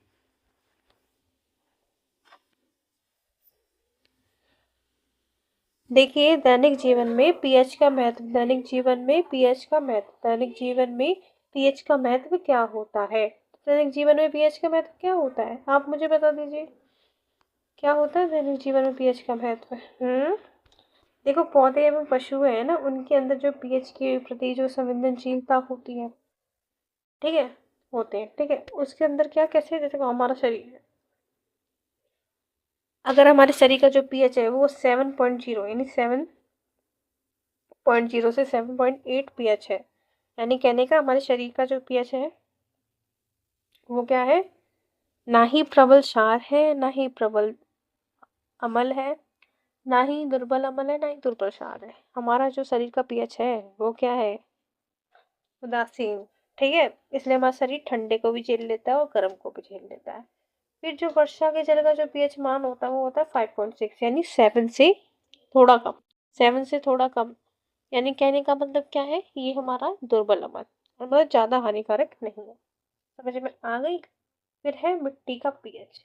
मिट्टी का पीएच कितना है भाई, मिट्टी का पीएच। ठीक है, अब देखो किसी स्थान की मिट्टी का पीएच कम या अधिक हो तो किसान उसमें आवश्यकता अनुसार क्या करता है, अम्लीय या क्षारीय पदार्थ मिला देता है। ठीक है, अगर कोई मिट्टी है उसका जो पीएच है मतलब एक तरीके से ना के बराबर है तो उसके अंदर अम्ल या क्षार मिला दिया जाए। ठीक है, समझ में आ गई मेरी बात। ओके, फिर देखो ध्यान से, अब हमारे पाचन तंत्र का पीएच क्या है। ठीक है, पाचन तंत्र का पीएच क्या है, तो ये तो सभी को पता ही होगा, है ना, कि हमारी बॉडी के अंदर हाइड्रोक्लोरिक एसिड पाया जाता है जो भोजन के पाचक में सहायक होता है। ठीक है, अपच की स्थिति में उधर अधिक मात्रा में अम्ल उत्पन्न करता है जिसके कारण क्या होता है, उदर में दर्द होता है, जलन का अनुभव होता है। यानी कहने का मतलब जो हमारे शरीर में जो एसिड है वो कैसा है, प्रबल है। कैसा प्रबल अम्ल है हमारे, है ना, हमारे पेट में क्या है, प्रबल अम्ल है, यानी हाइड्रोक्लोरिक एसिड क्या है, बहुत ज़्यादा स्ट्रॉन्गेस्ट है उसकी, उसके ना, ताकि हमारे जो हाइड्रोक्लोरिक में जो स्टोमक है उसकी जो परत जले ना, तो उसके लिए श्लेष्मा की परत होती है उसके ऊपर। ठीक है, ठीक है, फिर इससे दर्द मुक्त होने के लिए किसकी आवश्यकता होती है, एंटीसिड। ये बहुत इंपॉर्टेंट, यहाँ से क्वेश्चन पूछा जाता है, बहुत इंपॉर्टेंट है ना, बहुत इंपॉर्टेंट क्वेश्चन यहाँ से तुमसे पूछा जाता है। जैसे देखो, शार्कों का उपयोग किया जाता है जो अम्ल की अधिक मात्रा को उदासीन करता है, जैसे मिल्क ऑफ मैग्नीशियम। अगर आपके पेट में दर्द हो रहा है ना, जलन महसूस हो रही है, तो आप एंटीसिड तो लेंगे लेंगे, अगर वो भी नहीं लेना तो आप मिल्क ऑफ मैग्नीशियम ले सकते हैं। क्यों, क्योंकि भैया वो क्या होता है, क्षारीय है। तो जब हमारे पेट में ज़्यादा अम्ल की मात्रा हो जाए तो उसको नियंत्रित करने के लिए क्षारक यूज करती है। ठीक है, चलिए आगे चलते हैं। फिर देखो यहाँ पे पीएच परिवर्तन के कारण दंत क्षय, मतलब हमारे दांत में कैसे जो पीएच का जो परिवर्तन है वो कैसे होता है। देखो मुंह के जो पीएच का मान होता है ना, मुंह के पीएच का मान वो होता है 5.5 से बहुत कम होने पर दांतों का क्षय प्रारंभ हो जाता है। देखो अब प्रबल अमल मैंने दुर्बल अमल आपको पढ़ा दिया। ठीक है, जो 7 से कम हो, जो 7 से कम हो, 0 तक मैं बात करूँ तो वो है अमल। तो यहाँ पे क्या दे रखा है, 5.5, यानी कहने का मतलब 7 से सिर्फ 2 कम। तो ये क्या है हमारा, ये है हमारा प्रबल, ये हमारा प्रबल अमल नहीं है, तो ये हमारा दुर्बल अमल है, मतलब ज़्यादा हानिकारक नहीं है। अगर इतना अमल हो, मतलब प्रबल, अगर तो तुम्हारी दांतों में दुर्बल अमल है ना, अमल की क्वांटिटी कम है, तो तुम्हारे दांत टूटने, मतलब दांत में दर्द होना प्रारंभ हो जाएगा। अगर और कम तो दांत टूट जाए। ठीक है, अब दांतों का इनेमल यानी दंत वो अलग कैल्शियम फॉस्फेट से बना होता है। दांत किसके बने होते हैं भैया, कैल्शियम के बने होते हैं, इतना हमको पता होना चाहिए। शरीर का सबसे कठोर पदार्थ है, ये जल में नहीं घुलता, लेकिन मुंह का जो पीएच मान है 5.5 से कम है जो संचारित हो सकता है। क्षार के दंत मंजन का उपयोग करने से अम्ल की जो अधिक की मात्रा है उसको उदासीन किया जा सकता है। ठीक है, अम्ल की जो कम मात्रा है, ज़्यादा मात्रा है, उसको उदासीन किया जा सकता है। किसकी वजह से, आपकी जो दंत मंजन आप जो भी करते हैं, कोलगेट वगैरह, कोई सी भी। ठीक है, चलिए आगे बढ़े। आगे बढ़ना चाहते हो या नहीं बढ़ना चाहते हो आगे, हैं, चलो आगे बढ़ते हैं। लवणों का पीएच, तो ध्यान दीजिए, हमने अम्ल और क्षार का पीएच देख लिया, अब देखने लवणों का पीएच क्या होता है, लवणों का पीएच। ठीक है, अब देखो क्या होता है कि जब प्रबल अम्ल है उसके साथ प्रबल क्षार जुड़ेगा तो उदासीन लवण तो हमें मिलेगा ही मिलेगा, ये हमने पहले भी पढ़ा था। अगर प्रबल अम्ल है और दुर्बल क्षार है प्रबल अम्ल है और दुर्बल क्षार है, तो हमें पता है जो सबसे ज़्यादा होगा वही बनेगा, यानी क्या बनेगा हमारा अम्लीय लवण, है ना, समझ गए। फिर मैंने बताया था प्रबल क्षार है उसके साथ दुर्बल अम्ल जोड़ेंगे तो जो सबसे ज़्यादा है वही बनेगा, यानी क्षारकीय लवण। ये तो आपको पता ही है। फिर है सोडियम हाइड्रोक्साइड NaOH। तो ध्यान से पहले ये समझ लो, ये जो सूत्र है ना, फॉर्मूला जो बनाया गया है, तो सोडियम किस में है, प्लस में। सोडियम क्या है, प्लस। हाइड्रोक्सी आयन क्या है, माइनस। ठीक है। अब क्या होता है कि जो सोडियम क्लोराइड के जलीय विलयन से विद्युत प्रवाहित करने पर ये वियोजित होकर सोडियम हाइड्रोक्साइड उत्पन्न करता है, और इस प्रक्रिया को हम क्लोर क्षार प्रक्रिया से बहुत, क्लोर क्षार प्रक्रिया बहुत इंपॉर्टेंट है ना, यहाँ से हमेशा क्वेश्चन पूछे जाते हैं। ठीक। अब देखो ध्यान से बच्चा, सभी बच्चे ध्यान से देखो क्या हो रहा है कि NaCl है, यानी आपका जो नमक है, NaCl क्या है आपका, नमक। NaCl क्या है आपका, नमक। ठीक है। NaCl क्या है आपका, नमक। अब नमक के साथ मैंने क्या भर दिया, जो भाई पानी है मैंने वो भर दिया, तो क्या होगा बेटा, सोडियम हाइड्रोक्साइड का निर्माण होगा और क्लोरीन बाहर निकलेगी और हाइड्रोजन भी बाहर निकलेगी। ठीक है। तो बेसिकली जो हमारी जो क्लोरीन है वो क्या है, क्लोरीन क्या है, बस ये बता दो, क्लोरीन क्या है भाई, एनोड है। हाइड्रोजन क्या है, कैथोड है। मतलब जो माइनस का है वहाँ तो हाइड्रोजन होगी, जहाँ प्लस है वहाँ क्या होगी, क्लोरीन होगी। मतलब माइनस प्लस में, प्लस माइनस में। समझ रहे हो ना मेरी बात, मैं कहना क्या चाहती हूँ, है ना। तो वही होगा। ठीक है, चलिए आगे बढ़ते हैं, आगे बढ़ते हैं। ठीक है। ओके। फिर है कैथोड पर हाइड्रोजन डाइऑक्साइड, मैंने बता दिया आपको। फिर है NaOH विलयन, ये बनाएगा। ठीक है। इसका यूज़ कहाँ होता है, तो भाई हाइड्रोजन का यूज़ बेसिकली कहाँ होता है, ईंधन में होता है। क्लोरीन का यूज़ कहाँ होता है, जल की स्वच्छता PbCCFC बनाने में, है ना। और HCl का यूज़ हमें पता है हमारे पेट में तो होता ही है, जो जो हमारे इस्पात की सफाई करता हो, मतलब पेट में जो भी हमने खाना खाया उसका पाचन करता हो। औषधियों के अंदर हाइड्रोक्लोरिक एसिड पाया जाता है। फिर NaOH का यूज़ कहाँ है, धातुओं से ग्रीस हटाने के लिए, साबुन कागज बनाने में। तो जो भी आप साबुन यूज़ करते हो नहाने के लिए, कागज यूज़ करते हो लिखने के लिए, है ना, धातु यूज़ करते हो उसके ग्रीस हटाने के लिए, तो NaOH की आवश्यकता होती है। ठीक है। किसकी आवश्यकता होती है, NaOH की।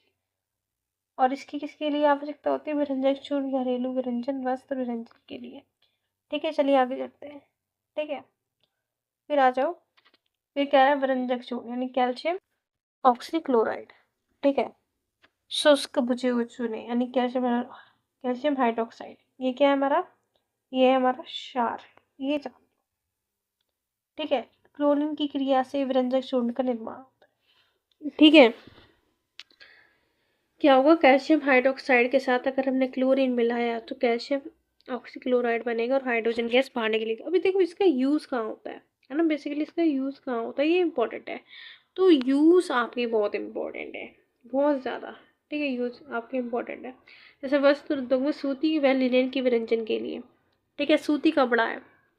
ठीक है। कागज़ की फैक्ट्री में लकड़ी के मज्जा के लिए, है ना, लकड़ी के जो बनाए जाते हैं। फिर रासायनिक उद्योगों में एक उपचाय के रूप में। ठीक है। पीने वाले जल को जीवाणु से मुक्त करने के लिए रोगाणु नाशक के रूप में। अब देखो जैसे पीने वाला जल है उसके अंदर कोई भी बैक्टीरिया उसको खत्म करना है तो उसके लिए किसकी आवश्यकता होती है, उसके लिए आवश्यकता होती है विरंजन चूर्ण की। ठीक है। चलें आगे। जल्दी चलते हैं आगे। फिर क्या होता है देखो, फिर है बेकिंग सोडा। ये फॉर्मूला है, इसको मैं हाईलाइट कर देती हूँ, वो बहुत इंपॉर्टेंट है।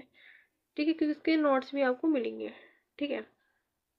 और ये भी आप, ठीक है, समझ गए ना मेरी बात। ओके मेरे बच्चा, चलिए चलते हैं आगे। ठीक है। मैं क्या कह रही हूँ ध्यान से सुनो। आप देखो NaCl नमक के साथ हमने पानी मिलाया, पानी के साथ हमने कार्बन डाइऑक्साइड मिलाई, उसके साथ हमने अमोनिया मिला दिया। ठीक है। फिर हमारा क्या बनेगा भाई, अमोनिया क्लोराइड। और ये क्या बनेगा, सोडियम हाइड्रोजन कार्बोनेट, जिसको हम बोलते क्या है, सोडियम बाइकार्बोनेट। ठीक है। अब सोडियम बाइकार्बोनेट को हम बोलते हैं, वैसे वो तो फॉर्मूला है, खैर वो बात अलग है, इसको रियल लाइफ में बोलते हैं बेकिंग सोडा। क्या बोलते हैं, बेकिंग सोडा। ये क्या है, दुर्बल क्षारक है। कैसा है, दुर्बल क्षारक है, हानिकारक नहीं है। ठीक है, खाना पकाते समय गर्म करने पर इसमें निम्न अभिक्रिया होती है। जैसे मान लो ये है आपका बेकिंग सोडा। आपने किसी भी, जैसे आप कुछ भी भटूरे बना रहे हो, कुछ भी, उसके अंदर आपने थोड़ा सा बेकिंग सोडा दे दिया, तो अगर हम इसे, अगर मानो अगर बेकिंग सोडा उसको मैं गर्म करूँ गैस पे, तो क्या होगा, सोडियम कार्बोनेट बाहर निकलेगा और पानी तो बाहर निकलेगा ही निकलेगा, कार्बन डाइऑक्साइड बाहर निकलेगी। और इसका यूज़ क्या है, बेकिंग पाउडर बनाने के लिए इसका यूज़ है। और टार्ट्रिक अम्ल किस में पाया जाता है, मैंने बताया था आपको, बता दो एक बार, टार्ट्रिक अम्ल किसके अंदर पाया जाता है, इमली के अंदर। ठीक है, इमली के अंदर। चलो आगे बढ़ते हैं। ठीक है, फिर देखो यहाँ पे क्या होता है कि धोने का सोडा, धोने के सोडे को बोलते हैं सोडियम कार्बोनेट और पानी। ठीक है, कैसे, देखो ध्यान से सुन लो अभी बच्चे, ध्यान से। ठीक है, अब क्या होता है कि जो इसके यूज़ है वो क्या होते हैं, तो इसका उपयोग कांच हो गया, साबुन हो गया, कागज हो गया, उसके लिए बनाने में यूज़ होता है। No ma'am, sodium hydrogen carbonate का भी तो यूज़ नहीं होता है। हाँ होता है, पर इसका भी वही होता है। तो इसका उपयोग बोरेक्स के उत्पादन में होता है। अब मुझे नहीं पता बोरेक्स क्या होता है, बात बताऊंगी। इसका उपयोग घरों में साफ सफाई के लिए होता है। जो आप देखते हो ना, साफ सफाई के लिए बहुत से सॉल्यूशन आते हैं, जिनको आप क्या करते हो, खिड़की ऊपर छिड़कते हो, फिर खिड़की अच्छी तरीके से चमक जाती है। तो उसके अंदर भी क्या पाया जाता है, सोडियम कार्बोनेट यानी धोने का सोडा। और जल की स्थायी कठोरता को हटाने के लिए टॉपिक, जल है, पानी किससे मिलके बना भैया, हाइड्रोजन और ऑक्सीजन से मिलके बना। और सोचो जब हाइड्रोजन चलेगी, ऑक्सीजन चलेगी, आपके पास तो कुछ बचा ही नहीं, तो उसको हटाने के लिए इसका यूज होता है। ठीक है, फिर आओ प्लास्टर ऑफ पेरिस के, क्या आओ, प्लास्टर ऑफ पेरिस। ठीक है, ये क्या करता है, देखो ये 373 केल्विन पर गर्म करने पर ये जल के अणुओं को त्याग देता है और कैल्शियम सल्फेट हेमिड्राइड यानी पॉप की ध्वनि निकालता है। और सफेद चून जो जल में मिलाने पर पुनः जिप्सम बनकर ठोस रूप ग्रहण करता है, ठोस रूप ग्रहण कर। ठीक है, फिर क्या होता है, ध्यान से देखो, फिर क्या होता है, पॉप का साउंड कैसे निकलता है, पॉप का साउंड देखो, कैल्शियम सल्फेट है पानी में मिक्स, उसके साथ मैंने पानी घेर दिया, ठीक है, मिला दिया, फिर हमारा ये निकलेगा। अब इसको हम क्या कहते हैं भाई, जिप्सम कहते हैं। अब जिप्सम का यूज़ कहाँ हो, इम्पॉर्टेंट तो यही कि जिप्सम का यूज़ कहाँ होता है, तो ध्यान से देखो, प्लास्टर ऑफ पेरिस कहाँ होता है, प्लास्टर ऑफ पेरिस का उपयोग डॉक्टर टूटी हुई हड्डियों को, अब देखो टूटी हड्डियों को, अब हड्डियों को ठीक करने वाले डॉक्टर का नाम क्या होता है, फिजियोथेरेपिस्ट। वो क्या करते हैं कि प्लास्टर ऑफ पेरिस का उपयोग करते हैं हड्डियों को सही जगह पे स्थिर करने के लिए। फिर इसका उपयोग क्या होता है, खिलौने बनाने के लिए, सजावट का सामान बनाने के लिए किया जाता है। इसका उपयोग सतह को चिकना बनाने के लिए किया जाता है। ठीक है, समझ में आ गई, ओके। फिर क्या होता है, फिर क्या होता है, ध्यान से देखो, क्रिस्टलन का जल, क्रिस्टलन का जल, ये क्या होता है, क्रिस्टलन का जल। ठीक है, क्रिस्टलन का जल क्या होता है, लवण की एक सूत्र इकाई में जल के निश्चित अणुओं की संख्या को क्रिस्टलन का जल कहते हैं। उदाहरण जैसे आपका CO4 है और पानी है, मिक्स है दोनों, मतलब कॉपर सल्फेट में अगर पानी मिक्स करेंगे तो क्रिस्टलन के जल के 5 अणु हैं। तो ये मतलब बता रहा है कि इसके अंदर जल के अणु कितने हैं, तो जल के अणु कितने हैं, 5। इसके अंदर जल के अणु कितने हैं, 10। ठीक है, इसके अंदर जल के अणु कितने हैं, 2। तो ये जो क्रिस्टलन का जल किसे इसे कहते हैं, ठीक है, किसका, क्रिस्टलन का जल किसे कहते हैं। तो समझ में आ गई मेरी बात। सो सभी बच्चों से मेरी ये रिक्वेस्ट है कि आप लोग मेरे चैनल को सब्सक्राइब करो, पहली चीज़ है ना। दूसरी चीज़, टेलीग्राम ज्वाइन करो, आप करते नहीं हो, प्लीज़ करो। जब आप मेरे को सपोर्ट दोगे तभी तो मेरी वीडियो आगे अच्छी तरीके से उन बच्चों के पास पहुंच पाएगी जिन बच्चों को इस वीडियो की ज़रूरत है। ठीक है, सब्सक्राइब करो। मेरे पास टेलीग्राम भी चैनल है, मैं डालती भी हूँ, आप ज्वाइन ही नहीं करते। दूसरा है व्हाट्सएप चैनल, वो भी आप ज्वाइन नहीं करते। भाई नोटिफिकेशन आपके लिए मैं इतनी मेहनत कर रही हूँ, मेरी वीडियो बना रही हूँ मैं टाइम टू टाइम, बस भाई इसमें मतलब सीरीज बना रही हूँ, ऐसे थोड़ी। ठीक है, कुछ तो आप करिए। आप ना ही व्यूज़ करते और ना ही आप अगर ना ही लाइक करते ना ही व्यूज़ करते, लाइक ही तो मांग रहे हैं आपसे, है ना। और क्या आपकी जान थोड़ी मांग रहे हैं, सब्सक्राइब मांग रहे हैं आपसे, लाइक मांग रहे हैं। वो इसलिए हम मांग भी नहीं रहे कि हमें चाहिए, वो तो इसलिए कि भाई कुछ तो गुरु दक्षिणा होनी चाहिए ना। आपसे पैसे तो मैंने मांगे नहीं, मैं आपसे बस गुरु दक्षिणा मांग रहे हैं, आप वो भी नहीं दे रहे, क्या फ़ायदा आपको पढ़ने का, है कि नहीं। इतना तो आप कर ही सकते हैं ना। जब आपको video time to time wise upload की जा रही है, जिस दिन मैं बोल रही हूँ उस दिन आपको वीडियो अपलोड की जा रही है, पर आप ये लाइक का नाम ही नहीं लेते, दिखते ही नहीं है। आई खुद मत देखो अगर तुम्हें नहीं देख रहा, पर उस इंसान को तो शेयर करो जिसको